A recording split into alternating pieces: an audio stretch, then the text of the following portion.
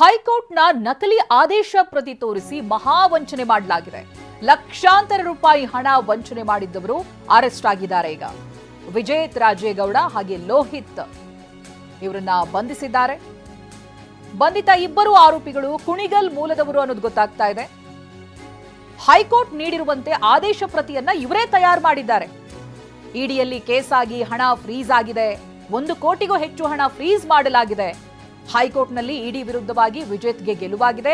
ಹಣ ರಿಲೀಸ್ ಮಾಡುವಂತೆ ಕೋರ್ಟ್ ಇಡಿಗೆ ಆದೇಶವನ್ನ ಕೊಟ್ಟಿದೆ. ಹೈಕೋರ್ಟ್ ಆದೇಶದ ನಕಲಿ ಪ್ರತಿಯನ್ನ ಸೃಷ್ಟಿಸಿ ವಂಚನೆ ಮಾಡಿದ್ದಾರೆ. ಈ ರೀತಿಯಾಗಿ ಹಣ ಫ್ರೀಸ್ ಆಗಿದೆ.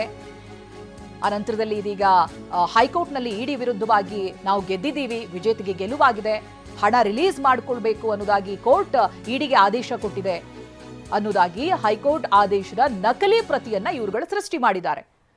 ಹೀಗೆ ಮಾಡಿ ಲಕ್ಷ ಹಣವನ್ನ ವಂಚನೆ ಮಾಡಿದ್ದಾರೆ ಇಬ್ಬರು ಆರೋಪಿಗಳು. 70 ಲಕ್ಷಕ್ಕೂ ಹೆಚ್ಚು ಹಣವನ್ನ ವಂಚನೆ ಮಾಡಿದ್ದಾರೆ. ಎಲ್ಲಿವರೆಗಂದ್ರೆ ಗರ್ಲ್ ಫ್ರೆಂಡ್ಗೂ ಕೂಡ ವಂಚಿಸಿದ್ದಾನೆ ಈತ ವಿಜೇತ್ ಅಂತ. ಗರ್ಲ್ ಫ್ರೆಂಡ್ ಹತ್ರ ಏನ್ ಹೇಳಿದಾನೆ, ಇಡಿ ಬಳಿ ಫ್ರೀಸ್ ಆಗಿರುವಂತಹ ಹಣ ಬಿಡಿಸಬೇಕು, ಅದಕ್ಕಾಗಿ ಹಣ ಬೇಕು, ಹಣ ರಿಲೀಸ್ ಆದ ಬಳಿಕ ವಾಪಸ್ ಕೊಡ್ತೀನಿ ಅಂತ ನಂಬಿಸಿದ್ದ ಈತ.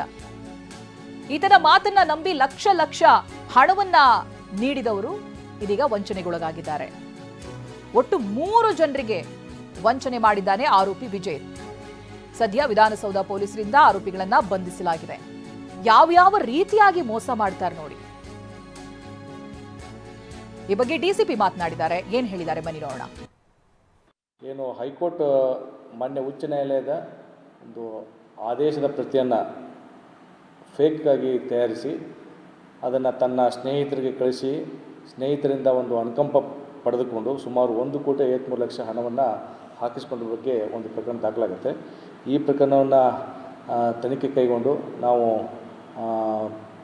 ಆರೋಪಿಯನ್ನು ಬಂಧಿಸಿದಾಗ ಈತ ಸುಮಾರು 30 ವರ್ಷ ವಯಸ್ಸಿನ ವ್ಯಕ್ತಿ, ಮೂಲತಃ ಕುಣಿಗಲ್ದವನು. ಇವನು ITI ಮಾಡ್ಕೊಂಡಿರ್ತಾನೆ. ITI ಮಾಡ್ಕೊಂಡಿರ್ಬೇಕಾದ್ರೆ ಅಲ್ಲಿ ಓದ್ತಿರ್ಬೇಕಾದ್ರೆ ಇಂಜಿನಿಯರಿಂಗ್ ಫ್ರೆಂಡ್ಸನ್ನು ಪರಿಚಯಿಸಿಕೊಂಡು ಅವರನ್ನು ನಿರಂತರವಾಗಿ ಅವ್ರ ಜೊತೆ ಸಂಪರ್ಕದಲ್ಲಿರ್ತಾನೆ.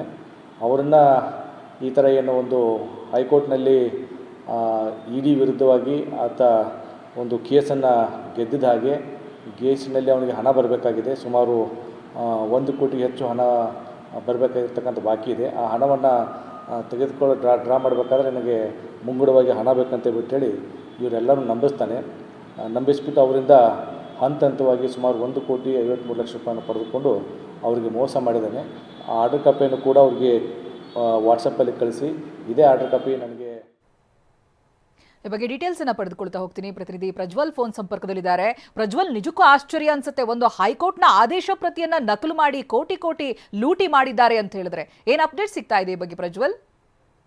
ಚೈತ್ರ, ಈತ ಕೆಲ ದಿನಗಳ ಹಿಂದೆ ಹೈಕೋರ್ಟ್ನಿಂದ ಆದೇಶ ಆಗಿರೋ ರೀತಿಯಲ್ಲಿ ಒಂದು ನಕಲಿಯಾದ ಒಂದು ಆದೇಶ ಪ್ರತಿಯನ್ನ ಸೃಷ್ಟಿಯನ್ನ ಮಾಡ್ಕೊಳ್ತಾನೆ. ಆ ಆದೇಶ ಪ್ರತಿಯಲ್ಲಿ ಪ್ರಮುಖವಾಗಿ ಈತನಿಗೆ ಒಂದು ವಿದೇಶದಿಂದ ಹಣ ಬಂದಿರುತ್ತೆ. ಆ ಹಣವನ್ನ ಇಡಿ ಅಧಿಕಾರಿಗಳು ಫ್ರೀಸ್ ಮಾಡಿರ್ತಾರೆ. ಆ ಫ್ರೀಸ್ ಮಾಡಿದಂತದ್ರ ಅಧಿಕಾರಿಗಳು ಫ್ರೀಸ್ ಮಾಡಿದ್ದರ ವಿರುದ್ಧವಾಗಿ ಈತ ಹೈಕೋರ್ಟ್ ಮೆಟ್ಟಿಲು ಏರಿದ್ದು ಹೈಕೋರ್ಟ್ ಅದನ್ನ ರಿಲೀಸ್ ಮಾಡುವಂತ ಆದೇಶ ನೀಡಿದೆ ಅನ್ನೋ ರೀತಿಯಲ್ಲಿ ಈತ ಒಂದು ನಕಲಿಯಾಗಿ ಸೃಷ್ಟಿಯನ್ನ ಮಾಡ್ಕೊಳ್ತಾನೆ. ಇದನ್ನ ಸೃಷ್ಟಿ ಮಾಡ್ಕೊಂಡು ಅದಕ್ಕೆ ಸಹಾಯ ಮಾಡಿದಂತ ಲೋಹಿತ್ ಅನ್ನೋ ಜೊತೆ ಸೇರ್ಕೊಂಡು ಇಬ್ರು ಸೇರಿ ಸೃಷ್ಟಿ ಮಾಡ್ಕೊಳ್ತಾರೆ. ಮಾಡ್ಕೊಂಡಾದ್ಮೇಲೆ 2 ರಿಂದ 3 ಜನ ಅದ್ರಲ್ಲಿ ಪ್ರಮುಖವಾಗಿ ಆತನ ಗರ್ಲ್ ಫ್ರೆಂಡ್ಗೂ ಸೇರಿದಂತೆ ಈ ಒಂದು ಆರ್ಡರ್ ಕಾಪಿಯನ್ನ ತೋರಿಸಿ ಅದರಿಂದ ಕೋಟ್ಯಾಂತರ ರೂಪಾಯಿ ತನಗೆ ಬರಬೇಕಾಗಿದೆ. ಆದ್ರೆ ನಾನೀಗ ಪ್ರೊಸೀಜರ್ಸ್ ಗಳನ್ನ ಮಾಡಿಸ್ಕೊಳ್ಳಿಕ್ಕೋಸ್ಕರ ಹಣ ಬೇಕಾಗಿದೆ, ಹೀಗಾಗಿ ಹಣ ಬೇಕು ಅಂತ ಹೇಳಿ ಸುಮಾರು ಇದುವರೆಗೆ 3 ಜನರಿಂದ 70 ಲಕ್ಷಕ್ಕಿಂತ ಹೆಚ್ಚಿನ ಹಣವನ್ನ ಪಡೆದು ವಂಚನೆ ಮಾಡಿದೆ. ಇಲ್ಲಿ ಪ್ರಮುಖವಾಗಿ ಒಂದ್ ಕಡೆ ಜನರಿಂದ ಹಣವನ್ನ ಪಡೆದು ವಂಚನೆ ಮಾಡಿದ್ದು ಒಂದು ತಪ್ಪಾದ್ರೆ ಅಂದ್ರೆ ಕೃತ್ಯ ಆದ್ರೆ, ಇನ್ನೊಂದು ಹೈಕೋರ್ಟಿನ ಆದೇಶವನ್ನೇ ನಕಲಿಯಾಗಿ ಸೃಷ್ಟಿ ಮಾಡಿದ್ದು ಕೂಡ ಗಂಭೀರವಾದಂತ ಅಪರಾಧ ಆಗುತ್ತೆ. ರೈಟ್, ಥ್ಯಾಂಕ್ ಯು ಪ್ರಜ್ವಲ್ ಮಾಹಿತಿಗಾಗಿ.